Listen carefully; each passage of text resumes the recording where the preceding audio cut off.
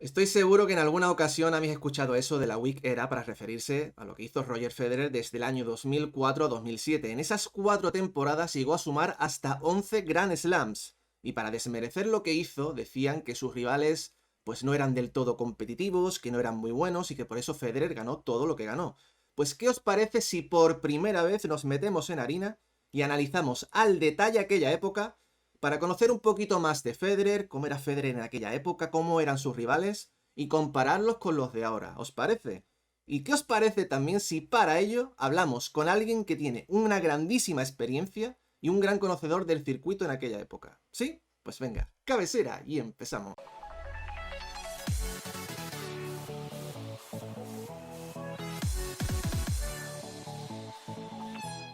Ese término de la Wikera es verdad que no nace así porque sí, viene sobre todo acuñado por detractores de Roger que intentan desmerecer lo que hizo en esas temporadas, como decimos, desde el año 2004 a 2007, donde se marca 4 años absolutamente brutales y difícilmente repetibles. Y no hay que olvidar que Federer no es de la misma generación que Nadal y Djokovic, mientras que Rafa y Novak sí más o menos nacen a la par, año 86-87, Roger es del año 81.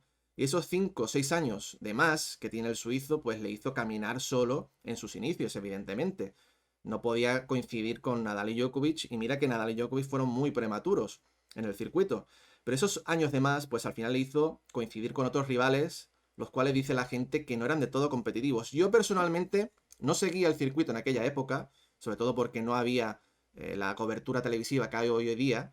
Así que por ello decidí contactar a alguien que tuviera experiencia y que conociera el circuito en aquella época y que me pudiera ofrecer de primera mano pues una mejor información y un mayor conocimiento pues de lo que era aquella época y de lo que era Roger Federer. Así que contacté con Javier Frana, que estoy seguro que muchos de vosotros lo conocéis. Y enseguida me dijo que estaba encantado de poder charlar con nosotros. Así que vamos a hablar con él en profundidad de cómo era esa época del año 2004-2007 y vamos a compararla con la de ahora. Y vamos a intentar descubrir un poquito más acerca de esa Week Era, como la llaman muchos, a ver si es tal que así, ¿vale? Así que vamos a hablar con Javier. Pues como decía, nada mejor que tener a Javier Frana, que es un grandísimo conocedor de aquella época. Lo primero de todo, Javi, bienvenido al canal por primera vez aquí en Punto de Break. Muchas gracias por estar aquí con nosotros. Placer, José, gracias por la invitación. Placer verte nuevamente. Hablamos antes de grabar de lo complicado que iba a ser hablar de este tema, porque es verdad que es algo muy subjetivo. Al final esto es muy propio de mucha gente, que sus propios conocimientos, sus propias convicciones. Pero hablamos de algo que pasó hace 15, 16 o 17 años, que ya hace mucho tiempo. Y qué mejor que hablar contigo, que tú por aquella época seguías el circuito, lo comentabas para ESPN y nos puedes dar grandes detalles de lo que era aquel Federer, que prácticamente nosotros ya no recordamos o no sabemos ni de lo que hizo en aquella época, porque no había tanta cobertura televisiva como ahora. Sí, la verdad que él empezó a irrumpir y empezó a encontrar una solidez que no todos podían anticipar. Federer por aquellas épocas todavía empezó a tener mejores resultados, empezó a ser más consistente, pero todavía cuando él irrumpe, digamos, en la parte alta del ranking, todavía tenía, comparado con la mejor versión de él posteriormente, tenía claramente situaciones o de desconexión, enganchaba muchísimo con el drive, el revés era un problema todavía, y entonces, bueno, hasta que cuando empezó a solucionar esos temas, ahí es donde tomó, digamos, como barranca abajo, tomó velocidad y se empezó a alejar del resto, que en algunos momentos lo podían llegar a complicar. Pues si te parece, vamos a ir en detalle a los números brutos. Antes de analizar rivales y tal, vamos a ir a los números brutos y vamos a analizar las temporadas, las mejores temporadas de Federer, Nadal y Djokovic para ir comparando luego los rivales que tuvieron ambos jugadores.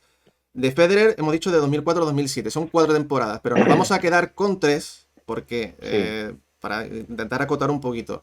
En estas 3 temporadas son, podemos decir, el prime de Roger Federer, las mejores temporadas, la mejor versión de Roger Federer. Y aquí estamos viendo, sobre todo en el año 2005 y 2006, hablamos de 173 partidos ganados y solo 9 perdidos. 92-5 la 2006. Eso es algo que no vemos ni hoy día. A nadie, a ningún joven jugar 97 partidos y perder solo 25. Entonces, nosotros que no vimos aquel Federer, ¿tú qué recuerdos tienes de este Federer del 2005-2006? que le sobraba, que tenía una superioridad en aquel momento inexplicable, que parecía eh, lo que fue ocurriendo muchas veces, como que el resto no le podía hacer fuerza, que no estaba a la altura. Creo que también le dio la posibilidad de acomodarse ante muchos rivales. En aquella época todavía, si bien había evolucionado y creo que el tenis sigue siendo cada vez mejor, más allá de los nombres, tenía rivales que todavía estaban arraigados a ciertas superficies.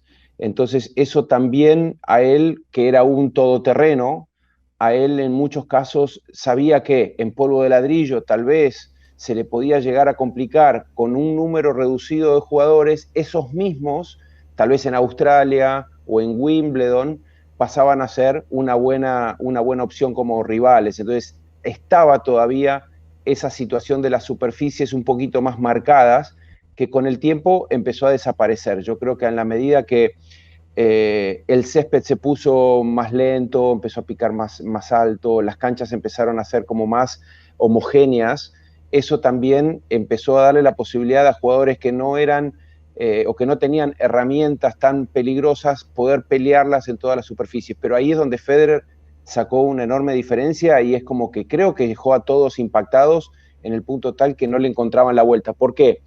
Porque sí me recuerdo que cuando teníamos que describir a Roger Federer, cómo jugaba Roger Federer, cuáles eran sus tendencias y sus características, yo llegué a la conclusión que él no tenía una tendencia ni tenía una característica. Él jugaba a la imperfección del adversario. Era tan bueno y logró tanta excelencia en esa improvisación y tanto orden. Y cuando digo improvisación no lo digo porque no sabía qué hacer, sino porque de acuerdo a lo que él sentía en ese momento iba jugando. Y lo que más sorprendió a los jugadores es que jugaba a la imperfección. Entonces, ante cualquier mínima imperfección, Federer te sacaba provecho y te las marcaba. Te decía, mira, acá te equivocaste, acá me jugaste muy corto, acá me diste la posibilidad de un ángulo. Y es como que terminaba siendo un gran maestro de las dificultades o de los pequeños errores de sus adversarios. Oye, ¿y qué recuerdas tú que se decía en aquella época del año 2004-2007? Tú que viajabas a los torneos, que coincidías con muchos otros profesionales de la prensa. ¿Qué se decía por aquella época de este Federer? No sé si se hablaba por aquel entonces de rivales poco competitivos o es que era en plan, madre mía, este jugador es brutal. No, dejó a todos anonadados, dejó a todos sorprendidos por lo que después todo el mundo lo terminó idolatrando y se terminó ganando ese lugar tan prestigioso de ser tal vez el jugador más de mayor fanaticada, el que más admiración trajo, el que más representó la estética y la belleza del tenis y la excelencia. Y es como que empezó a pintar ese perfil y me parece que ya había en aquel momento una lista de jugadores que si bien estaban relativamente cerca en el ranking, ya es como que se sentían que estaban muy lejos de Federer. Es como que ya perdían prácticamente, te diría, que a medida que empezaba el partido ya cada vez sentían que el partido lo iban a perder mucho más rápido de lo que iban a imaginar. Y obviamente que aquellos que se osaron plantársele, Federer mostró esa solvencia también, porque no es que solamente jugaba lindo y jugaba bien en los momentos cuando las cosas le salían, fue de aquellos jugadores que empezó a encontrar ese tiro espectacular en el momento en que se hace muy difícil esa ejecución, el tiro preciso en un momento dramático, es decir, encontró también ese temple y esa jerarquía que lo fue llevando y encumbrando cada vez más.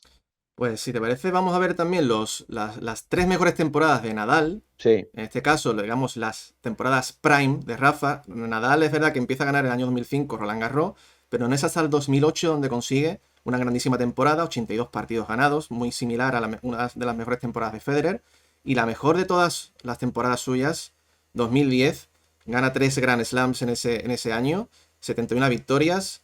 Es decir, es casi como Federer empieza 2004-2007, a partir de ahí resurge Rafa Nadal e incluso ahí es cuando viene Novak Djokovic. Y digamos que Djokovic y Nadal, el prime de ambos coinciden, porque aquí estamos viendo 2011, cuando el primer gran año de Novak Djokovic, donde gana 3 Grand Slams. Y yo creo que el término Wickera nace a partir de ahí, porque decir, es como la gran rivalidad es esta que están viviendo Nadal-Djokovic a partir de la década del 2000, y la anterior no vale. Es como que eso quizás no vale. Quizás pueda ser eso por donde se empieza a crecer ese término de la Wickera, ¿no? sí, ahí creo que uno podría coincidir en que Federer encontró para llegar a la cumbre un momento en que nadie estaba perfilado del todo, ni tenía la delantera concretamente. Y Federer fue el que irrumpió ahí y es donde tomó esos primeros 3 años. Pensá que Nadal se empezó a sumar y empezó progresivamente a hacerle fuerza. Y el tema es que, bueno, tuvo tal vez esos primeros años un poquito más, el camino un poquitito más accesible en cuanto a lo que te decía, a la temporalidad de las superficies y a los lugares. Pero claramente cuando ya Nadal se suma y después aparece lo propio justamente con Novak Djokovic, ahí ya se termina complicando absolutamente toda la historia porque ya Nadal había sido muy dos durante muchos años y claramente Djokovic fue muy tres durante mucho tiempo. Y en ese tiempo fue maravilloso lo que hizo justamente Novak Djokovic también, que tenía que romper, tenía que tumbar a dos monstruos, tenía que tumbar a dos superhéroes. Pues vamos a ver los rivales que tuvo Roger Federer en esas 3 temporadas. Ese es el top 10 de cómo terminó Sí. los años del prime de Roger Federer. Y en el año 2004 vemos a Andy Roddick como el rival de mayor nivel que tuvo ese año el suizo. Y Roddick es que se enfrentó 8 veces a Federer en Grand Slams, no le ganó absolutamente nunca. Nunca. Absolutamente nunca. Sí. Luego tenemos a Hewitt, a Safin, que es verdad que han ganado Grand Slams, pero no han tenido una regularidad. Y luego nos encontramos rivales muy de superficie, por ejemplo, Moya, Coria, Gaudio, son más de pista de tierra batida, mientras nos encontramos con Henman de hierba, o Agassi, que ya no era el Agassi de aquel entonces. ¿Qué nos puedes tú decir de estos rivales? ¿Realmente crees tú que estos rivales, de no haberse encontrado con el mejor Federer, podrían haber sumado más Grand Slams? Hablo de Roddick, Hewitt, Safin, sobre todo. Sí, ahí estaba muy marcado, porque Roddick a muchos los avasallaba con la velocidad. Federer tenía la posibilidad de jugarle de igual a igual en velocidad, pero también encontraba en esa genialidad que tuvo y que encontró con el slice, es como que a Roddick le bajaba el partido, le desinflaba la pelota con el slice y él después le ponía la velocidad cuando quería. Roddick era un gran tirador, pero no era de aquellos jugadores que sabían manejar la velocidad cuando se la imponían. Y Federer lo que hizo es, no, se va a jugar a la velocidad que yo quiero cuando yo quiero. Y esa capacidad la desarrolló de una manera magistral. Por eso Roddick creo que nunca le pudo ganar. Y después, como decías, Lleyton Hewitt, si bien para todos era en aquel momento era un dolor de cabeza por la regularidad que tenía, a Federer con la facilidad y con la capacidad que tenía para generar, contra Lleyton Hewitt había que generar, y eso era lo que se les hacía muy difícil al resto. Entonces, cuando empezás a mirar, yo podría decirte, no sé, Marat Safin, haciendo una comparación muy rápida y sin entrar en mayores detalles, mirando rápido, decir, bueno, tal vez Juan Martín del Potro fue la versión evolucionada de Marat Safin, que en aquel momento se decía, bueno, cuando Marat está iluminado, cuando tiene los cables bien conectados, es un peligro. El tema es que a veces la señal ¿no? se le cortaba y eso le generaba la imposibilidad de sostener peleas constantes. Y después lo que decías, el tema de las distintas superficies. Había jugadores que fuera de esa superficie, tanto Coria como Gaudio, David no, el caso de David tal vez hasta se le hacía más difícil en polvo de ladrillo que en el cemento, pero no tenía mayores dificultades contra ellos, salvo en momentos de inspiración, en la situación ideal o en la superficie ideal del adversario. Y como yo decía antes, esto no es un vídeo ni a favor ni en contra de nadie, es simplemente analizar los detalles y los números. En este caso, sí que puedo entender el argumento de los que dicen o se defienden la Wikera, sobre todo el top 10 del año 2006. Si nos encontramos, aparte de Nadal, que aquel Nadal del año 2006 solamente tenía 2 Grand Slams, pero aparte de Rafa, tenemos Davidenko, Blake, Ljubicic, que ninguno ganó ningún Grand Slam. De hecho, apenas ni finales de Grand Slam. Roddick sí, pero aparte Robredo, Nalbandian, Mario Ančić. Es verdad que ese de año 2006 sí que nos falta un poquito más de picante, ¿no? En el top 10. Ese año sí que falta un poco más de competitividad, ¿verdad? Sí, en ese caso hubo una situación de vulnerabilidad en cuanto a que los que estaban encumbrados o los que estaban arriba no lo podían sostener, por eso veíamos jugadores que tal vez tenían muy buenos resultados tan solamente en una superficie preponderantemente y eso les alcanzaba como para ir escalando y subir. Pero sin dudas que tuvo momentos, Federer tal vez lo que pudo optimizar y capitalizar muy bien es que no tenía jugadores tan próximos en su talla en ese momento. Y Cosa sí, que él, al poner la vara tan alta, empezó a generarlos. Él empezó a construir, digamos, involuntariamente, porque claro. es lo que ha pasado cuando Serena y Venus irrumpieron en el circuito, decían, no, con la velocidad no van a perder nunca más.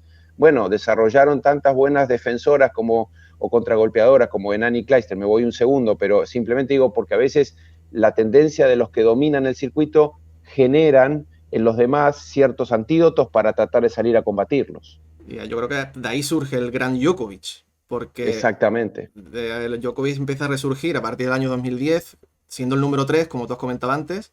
Y si vemos el top 10 que tuvo Djokovic en sus años prime, en sus mejores años, que ya son rivales que conocemos más, está Nadal, el gran Nadal, Roger Federer, Andy Murray, el Big Four al completo. Y luego aparte hay otros nombres que aparecen por aquí, como es el caso de David Ferrer. Qué lástima de Ferrer, que tuvo mala suerte, entre comillas, porque coincidió con probablemente ser de los mejores jugadores sin Grand Slam que haya habido en la historia. Pero aparte de él, aparece en 2015 Stan Wawrinka, ganador de 3 Grand Slam, que le ganó a Djokovic la final de Roland Garros aquel año. Y ya en el año 2021, rivales que ya todos los conocemos, la Next Gen al completo, Medvedev, Zverev, Tsitsipas, Rublev, Berrettini. Así viendo estos rivales, comparándolos con los que tuvo Federer, para ti, ¿cuáles son los más competitivos? ¿Quién tuvo los rivales más difíciles para ti de ambas épocas? Da la sensación que por cuestión de peligrosidad y por evolución, eh, yo creo que el problema y esta suerte de búsqueda o de debate viene porque tanto Federer como Nadal también se han extendido muchísimo tiempo al tope, ¿no? Y han podido tener esa resiliencia y esa renovación y esa reinvención constante que le hizo estirarse en el tiempo, porque siempre veíamos que después de 2, 3, 4 años buenos o 5, tal vez había un paso, un cambio de mando en la parte alta del ranking. Acá se estira. A mí lo que me da la sensación es que Djokovic tuvo el gran mérito, está también que cuando él irrumpe en el sentido que toca el número 1 del mundo y empieza a dominar con la presencia de Nadal y de Federer, todavía con una extrema vigencia, él se convirtió en un maestro de la destrucción de superhéroes, ¿no? Y eso es lo que me parece que fue el gran mérito de Novak Djokovic, que no tuvo ningún hueco. Djokovic llegó arriba producto de inteligencia, de salir a buscar y trabajar por dónde poder meterse, cuándo poder meterse. Esa tal vez es esa pequeña diferencia, pero no sé si da como para, a ver, si creo que estoy aportando más dudas y incertidumbres que certezas, pero yo creo que esa podría llegar a ser la diferencia. Y luego también tenemos el top 10 del Prime de Nadal, que yo creo que mezcla un poco a las épocas de Federer con las de Djokovic, porque tiene en Sí, 2008 rivales que ya tuvo, en este caso Federer, como Roddick, aquí ya aparece Del Potro, aparece Davydenko, Tsonga, mientras que en 2013 pues hay más rivales más conocidos en las últimas épocas, como Wawrinka, o en este caso los Murray y Ferrer. Yo creo que Nadal sí que poco chocó con ambas cosas. Entonces, una vez que tenemos esto, cuando tú escuchas el tema de la wikera, para ti, ¿qué significa este término? No sé si lo consideras tal cual o crees que eso al final es un poco más subjetivo de la gente. yo creo que es más subjetivo de la gente. Creo que la tendencia, y lo he vivido en tantos años de transmisiones, es como que siempre se trata de encontrar a quién fue, quién es o quién fue o quién es mejor. Y creo que entra en una discusión de una enorme susceptibilidad, de una subjetividad, perdón. Y en mi caso, sinceramente, es como que nunca entré, nunca me gustó, porque ya naturalmente siempre traté de buscar las virtudes de cada jugador y por qué razón tal o cual se podía imponer uno sobre otro. Y después entras en una discusión que es muy difícil porque los parámetros que pone uno no son los mismos que ponen otros y hay una cuestión, como te digo, de gustos también. Lo claro es que, como trataba a veces de escribirlo, ¿no? Decir, bueno, si tengo que elegir a alguien para mi equipo, lo elijo a Rafa. Si tengo que pagar una entrada para ir a ver a alguien que me digan a ver cómo se juega el tenis, la pago por Federer. Y si tengo que buscar a alguien que sea un destructor de superhéroes, lo traigo a Nolan, ¿me entendés? Entonces, creo que entre ellos han hecho algo que es maravilloso. Yo me resisto mucho a veces en buscar quién es más que quién.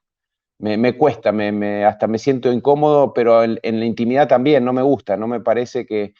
Me encanta ver lo que hicieron, valorarlo, y como exjugador a veces se habla tan fácilmente de tantos logros y uno dice, pensar que muchos otros hemos construido carreras tal vez con el 2,5% de lo que ellos hicieron, ¿no? Claro.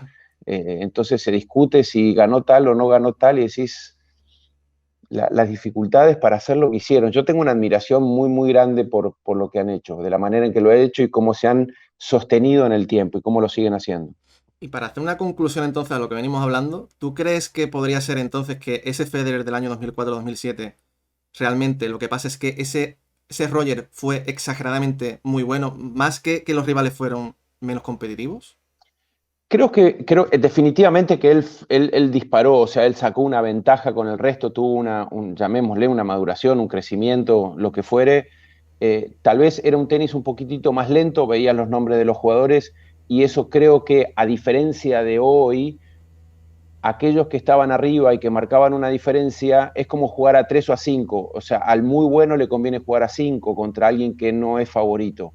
En aquella época tal vez Federer tenía tantos recursos y que ante un mal día el tenis era un poquito más lento, los jugadores tenían características más marcadas o tenían golpes por donde te dejaban respirar un poquito más en algunos casos, eso te dejaba acomodarte. Hoy siento que con el correr de los años, y eso se va marcando cada vez más, el tenis se hace tan vertiginoso que si no entras bien, es como que no te terminás de acomodar nunca, ¿no? Es como que patinás en una maratón donde vas adelante y te empezás a patinar y te terminan pasando todos por arriba. No te da tiempo la velocidad. Hay muchas veces que, te lo cuento, y esto creo que muchos entrenadores van a coincidir y jugadores, hay veces que un partido en lo previo en el vestuario se plantea de una manera y cuando vas al partido termina siendo cualquier otra cosa. Y eso está pasando cada vez más porque la velocidad también es un condimento muy difícil de predecir y muy difícil de manejar. Que al final también es muy difícil comparar épocas, porque Totalmente. los años 80 con otros materiales, otras superficies, lo mismo con principios del 2000, 2020, que todo evoluciona, al final se juega distinto.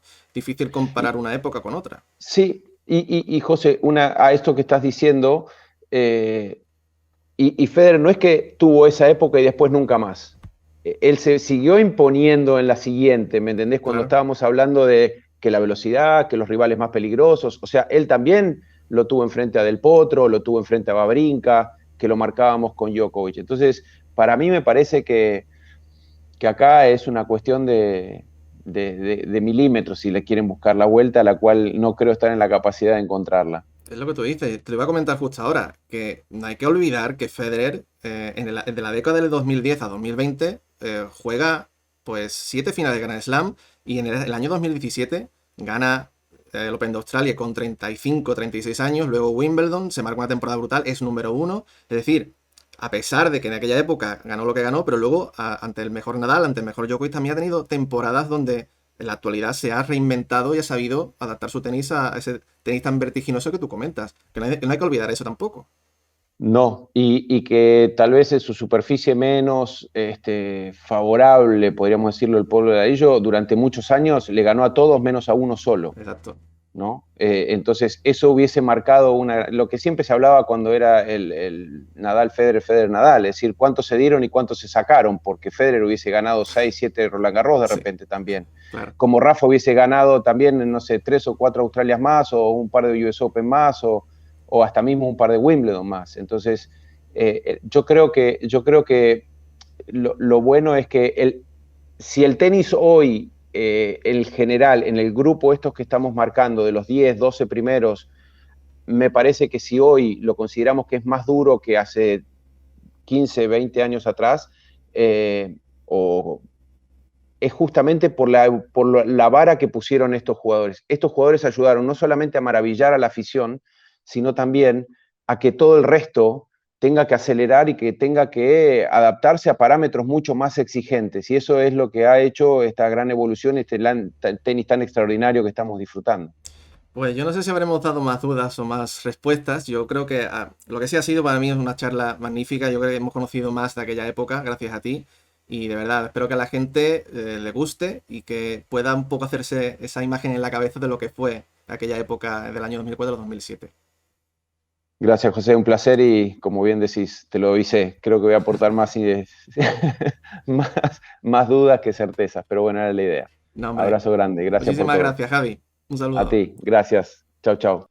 Un grande Javier Frana, la verdad, porque nos ha ayudado muchísimo a conocer más de cómo era aquella época y a hacernos una mejor idea de realmente lo que era Federer en esos 4 años. Ya es cuestión vuestra, esto ya está en vuestras manos, de vuestras propias creencias, de lo que vosotros pensáis. Y como dice él, esto es muy subjetivo al final, pero yo creo que en cuanto a datos es muy difícil comparar una época con otra. Es verdad que puede ser que los rivales de ahora hayan ganado más Grand Slam, sean más competitivos, pero eso no quiere decir que Federer no sea tan bueno, que es un poco también por la que puede ir la idea general. Así que amigos, este es nuestro vídeo. Espero que os hayamos ayudado a descubrir un poquito más de aquella época. Y dejadnos en comentarios todo lo que pensáis, tanto de lo que hemos hablado aquí como de vosotros mismos, si pensáis que tuvo una wickera o no. Eso al final, como decimos, es cosa vuestra. Amigos, nos vemos en más vídeos, nos seguimos siguiendo aquí en el Open de Australia. Hasta pronto, chao, chao.